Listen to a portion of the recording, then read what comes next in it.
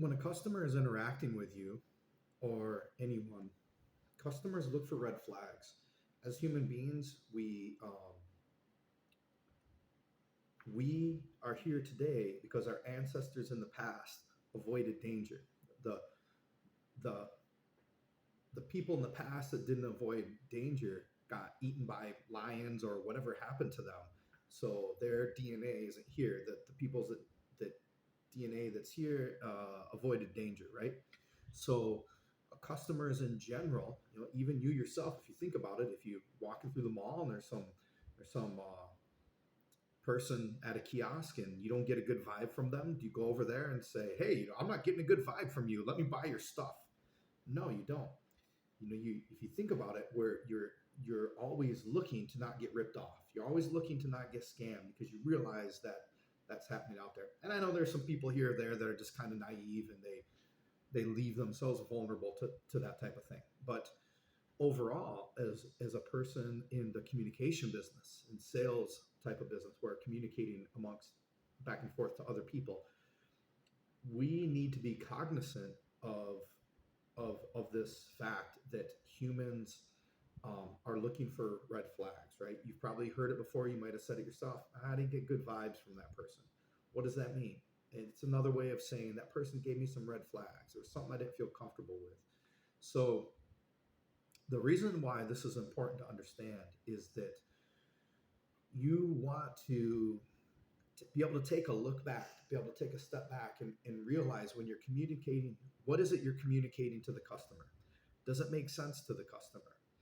If it doesn't make sense to the customer, it might, even if it's, you're not trying to scam them, but if it doesn't make sense to them, they're looking for reasons to say no. The safest word in the English language is no, right? And like you see the little baby running to do something that's dangerous. What does the mom do? No, right? That's the safest word in English language. So uh, people are trying to keep themselves safe by using no, right? When someone calls you, you don't know who it is. Maybe you don't answer.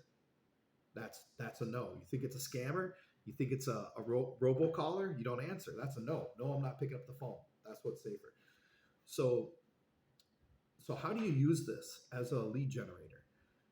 You I've tried to develop a script that compensates for that already, and but there's going to be times where the script isn't all encompassing. It's kind of this little bit of telling them what you do so it makes sense to them, so you can go into this ideally go into a closing question.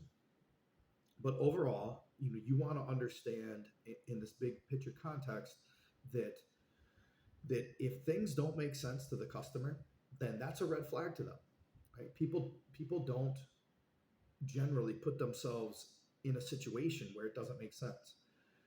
So when you're communicating with the customer, realize that if they kind of like at first, if they were excited to talk to you, but now they seem like they're pulling back a little bit, maybe something that you're saying doesn't make sense to them. So I know if you're watching this when we're still in the COVID day and age, you're trying to figure out what's going on with their face looking at this much. So you're working with this and, the body positioning. But realize if you think you're losing the customer,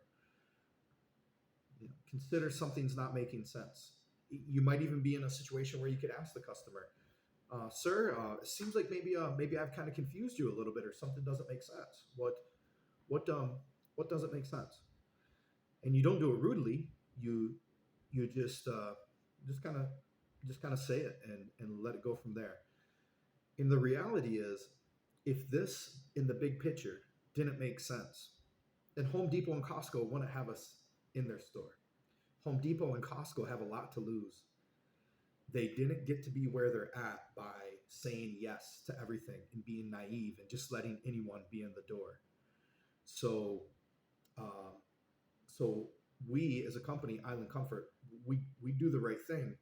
And then as an LG, sometimes um, it's difficult to know everything, right? So you don't necessarily have to know everything, but what you want to know is that you have access to the people that do know everything, and also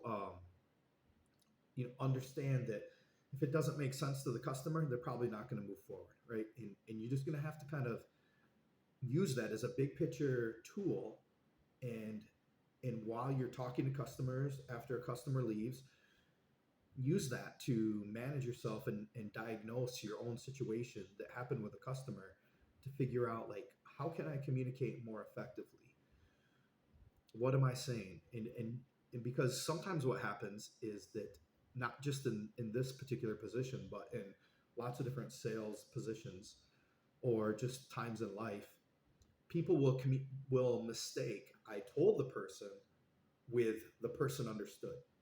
They're two different things. For example, "Ani lo kekak kesef." Did you understand that? I just told you something. It was in Hebrew. I told it to you. I mean, I told you. I told you. But right, if you don't speak Hebrew, you don't understand, right? So my job in the communicating role isn't just to tell you. It's not, hey, I told you the sentence, you know, initial here stating that I told you that. No, it's to make sure the person understands. And when people understand and it makes sense to them, then they'll move forward if it's in their best interest. So hopefully that'll help. If you have some questions on it, feel free to hit me up. I know this one's kind of like esoteric, bigger picture type of thing, and do some research on Hebrew so you can figure out what that means. Bye bye.